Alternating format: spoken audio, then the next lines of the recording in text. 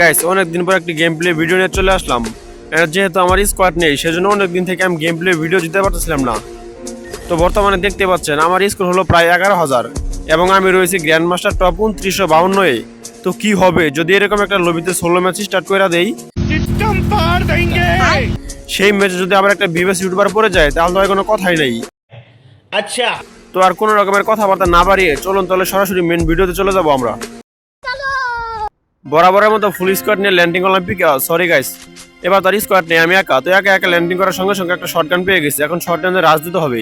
তো যখন এই শর্টগানে রাজ দিলাম অলরেডি MP40 বাংলাদেশে একটাকে শেষ করে দিয়েছি। এন্ড যখন এবার আরেকটাকে মারতে দেবো ডাবল ভেক্টর, বাপরে! আরে ভাই বিবেস দেখলাম মনে হয়, বিবেস নবাব গেমিং কাম সারছে ভাই, আজ বিরাট একটা ফাটাফাটি হবো। आज একটা বিরাট ফাটাফাটি হইব। তো পিছন থেকে আমার থার্ড পার্টি করে মাইরা দিছিল, ব্যাপার না। সোলোতে একবার অটো রিভাইভ পাওয়া যায় এবং রিভাইভ পাওয়ার পর আবার ল্যান্ডিং করতেছিলাম। ভাই বুঝতেই তো পারছেন 16 ম্যাচে বিবেস পড়ে গেছে, যেটা আমি কখনো ভাবিও নাই। মানে আমি জানতামই না যে 16 ম্যাচে বিবেস পড়ে, শুধুমাত্র আজকের ম্যাচের মাধ্যমে জানলাম।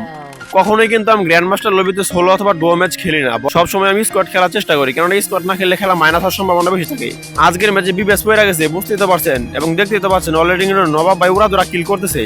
মানে যাই হোক, বেন্ডিং মেশিনে চলে আসলাম হালকা কিছু কেনাকাটা করার জন্য, কিন্তু বেন্ডিং মেশিনের সামনে একটা এনিমি, হয়তো কাছে এনিমিটা নেট ছিল না, তাই ফ্রি একটা কিল পেয়ে গেছে হেডশটের মাধ্যমে। এন্ড অলরেডি দেখতে পাচ্ছেন আমার কিল 4টা হয়ে গেছে। এন্ড আজকের ম্যাচে আমার মেইন টার্গেট হলো নবাব ভাইকে মারা, কেননা তাকে মারতে পারলে আমার সে একটা ভিডিও হবে।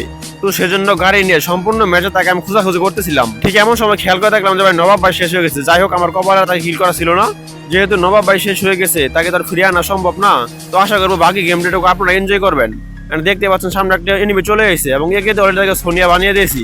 মানে কি বলবো, 16 ম্যাচ এখানে আবার সোনিয়া নেওয়া লাগে। যাই হোক, একটা গ্লোয়ালে কাবার নিয়ে তাকে আগে লুট করে নিই। মানে এখানে তো লুট করতে বসলে ভয় লাগে, কেননা জানেন যে 16 এখানে কোনো রিভাইভ পাওয়ার সম্ভাবনাই নেই। তার লুট বক্স থেকে স্নাইপার নিয়ে নিয়েছে। এন্ড 16 দিয়ে স্নাইপার চালানো কিন্তু মজা অন্যরকম। আর একটা এনিমের সাউন্ড শুনলাম মনে হয় মোটরসাইকেল দিয়ে থেকে এসেছে। মানে জীবনে প্যারা কি জিনিস সেটা বুঝতে পারবেন যদি আপনারা 16 ম্যাচ খেলেন।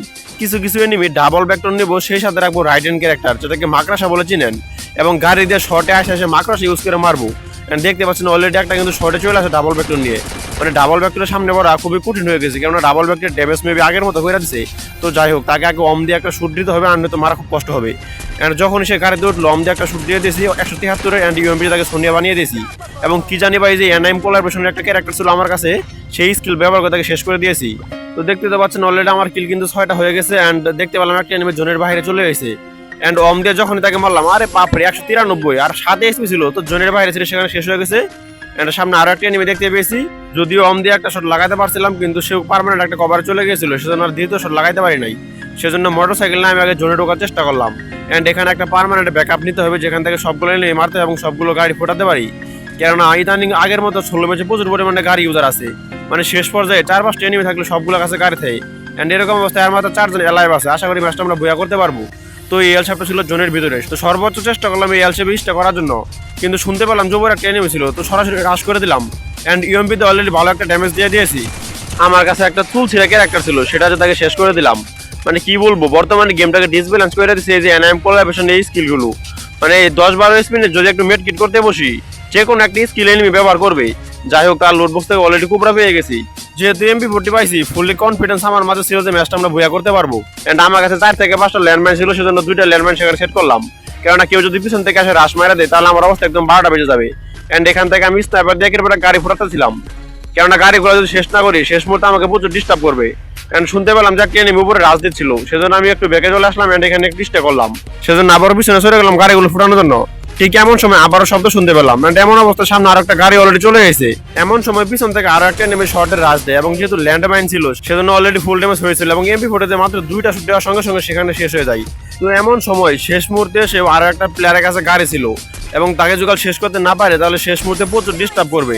সেজন্য স্নাইপার দিয়ে অলরেডি সেটাকেও শেষ করে দিয়েছি। এন্ড আর মাত্র একটা এলাইভ আছে, এবং তাকে মারতে পারলে ম্যাচটা আমাদের বুয়া হয়ে যাবে। যদিও টার্গেট ছিল ম্যাচে বিবাস ইউটিউবারকে মারবো, কিন্তু অনেক আগে সে শেষ হয়ে গেছে। সেজন্য সর্বোচ্চ চেষ্টা করলাম ম্যাচটাকে বইয়া করার জন্য, এবং প্রথমে ভাবছিলাম যে এল শেপের নিচে এনিমিটা ছিল, সেজন্য উগম হয়ে নিচে আসছিলাম, কিন্তু পরে খুঁজে দেখলাম যে সেখানে ছিল না।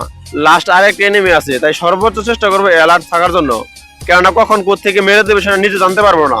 এবং এমন অবস্থায় খেয়াল করে দেখলাম যে এই এনিমিটা গাছের পিছনে হোল্ড করতেছিল, সেজন্য যেহেতু আমার কাছে অনেকগুলো গ্রেনেড ছিল তাই গ্রেনেড কুক করে মারলাম, এবং প্রথম গ্রেনেড দেখতে পাচ্ছেন ফুল ড্যামেজ খেয়ে গেছে 100-র উপরে। তো আর চিন্তা আপনার না করে শর্টে রাজ দিলাম, এবং যেহেতু আমার কাছে অজানা একটা ক্যারেক্টার ছিল সেটা ইনেবল করার সঙ্গে সঙ্গে ভালো একটা ড্যামেজ হয়। এবং সেই মুহূর্তে এমপি ফোর্টিতে তাকে শেষ করে দিলাম, একটা ফাইনালি ম্যাচটা আমাদের এই জায়গায় বুয়া হয়ে যায়।